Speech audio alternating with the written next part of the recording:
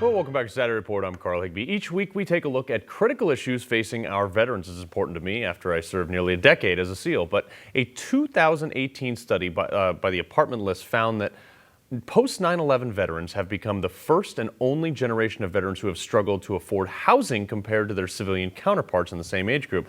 One nonprofit, Homes for Our Troops, is helping post 9/11 veterans become homeowners since 2004. They've built and donated hundreds of custom homes for severely injured post 9/11 veterans. They've helped veterans regain independence, pursue education, and expand their families. So let's bring in the CEO of the nonprofit, Tom Landwermeyer. How are you, sir? Thank you for joining us.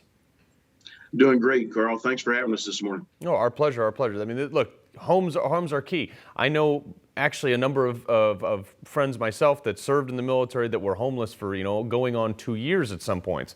So since 2004, though, you have built more than 300 custom homes and currently have almost 50 in progress. How do you make these homes and what makes them unique? And you tell us a little bit about this and how it became to be. So the challenge for these veterans coming back severely injured is the homes that they go into are full of frustrations. They're not safe. They're not fully accessible.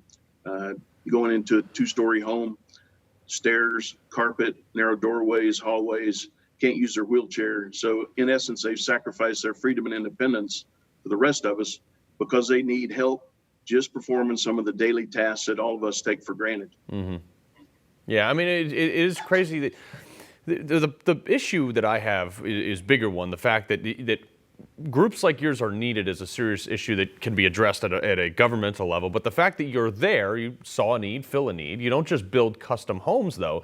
You also work with veterans after home delivery to ensure long-term success. And, as new homeowners, it can be a big thing. Anything from gutters to gardens to front lawn. Or what are some of the assistance programs you provide once they've gotten into the home?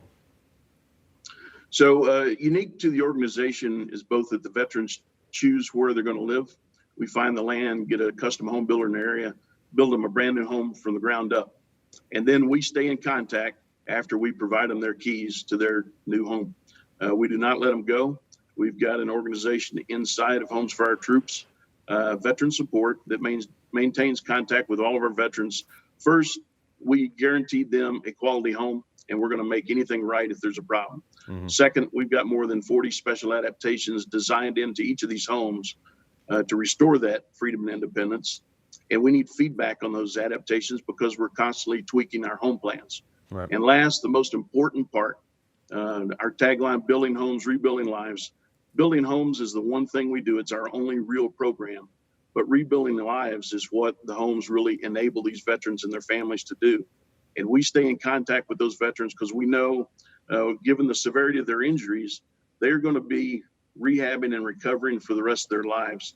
They're going to go through some challenging times, hit some roadblocks, and we want to be there to help them out. We maintain contact with more than 200 veteran support organizations, and depending on the challenge that veteran or family member is having, we can put them in touch with the right organization and give them that helping hand as they go on. Yeah, I mean, it is incredible to me that this is you've done 300 homes, but this is like, I can tell you from personal experience, like being on the road 11 months out of the year, you want to come home to your home. You don't want to come home to, empty or something that may have the bad memories or things like that. So, a lot of people, though, they don't really realize this until they get into this whole thing. Tell us what the impact is on the veterans. What are some of the reactions you've seen from them, their families, their communities? It's life-changing impact, Carl. And besides the smiles and everything that we see the first time they walk into their home, after moving into our homes, over 95% of our veterans say that the overall stress has been reduced across the entire family. After moving in the homes, the employment rate for our veterans doubles. The employment rate for our spouses and caregivers almost triples. So it's definitely taking some of those handcuffs off of them, freeing them up to do other things. We're big on paying it forward. Our veterans want to pay it forward for others coming behind them. One of the ways they do that is get out and volunteer in the community. Before moving into our homes, only about 17% of our veterans are able to volunteer in the local community. After moving in, that shoots up to 74%. Yeah. The homes are about 2,800 square feet, 4-bedroom, 2-bath.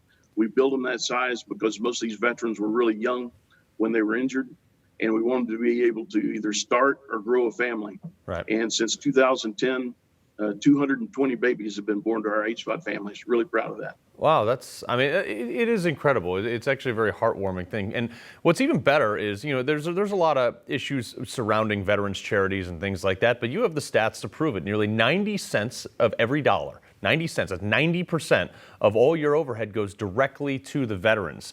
So with that said, you guys definitely get my endorsement for fiscally responsible and funding the mission and not big laudy staffing like some of the other ones have been caught in the past. So tell us how people can help, where they can go, and what do you need?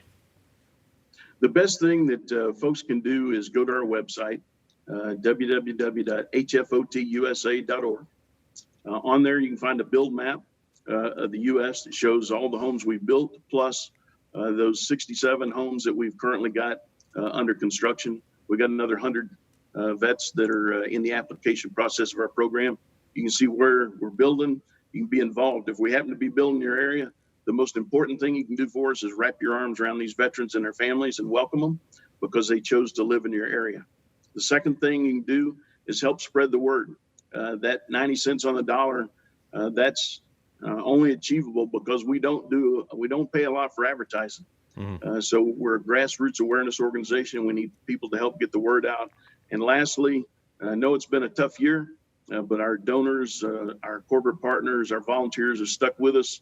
We were able to get 25 homes on the ground last year. And if you have the capacity to donate, fundraise, or volunteer, we'd love to have you support this organization. Yeah, no, I mean, Tom, this is an incredible program. If you're ever in the tri-state area, look me up. I'll come out there and I'll put a shovel in the ground, donate some trees, whatever I can do to help you guys out, because I think the mission is incredible.